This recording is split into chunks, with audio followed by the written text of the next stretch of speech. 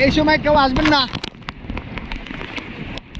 সমুদ্র প্রচণ্ড প্রচণ্ড প্রচণ্ড রাগ হয়ে রয়েছে,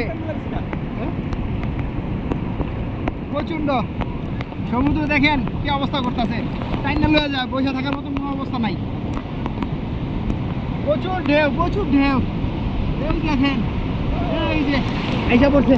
হ্যাঁ দেখেন, আমি ডুবে গেছি গা, গলমান পানি, গলমান পানি।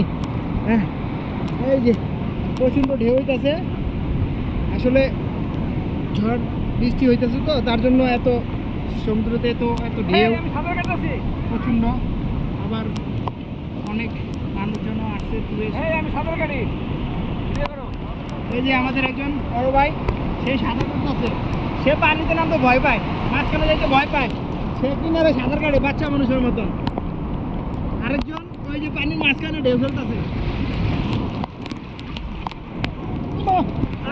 গ্যাস, প্রচণ্ড ঢেউ, চোখ মেলা যাচ্ছে না, নুনা পানি, চোখ পড়াইতেছে, আমার উল্টা ফেলাইতেছে, এক জায়গা থেকে আরেক জায়গা নিয়ে যেতেছে,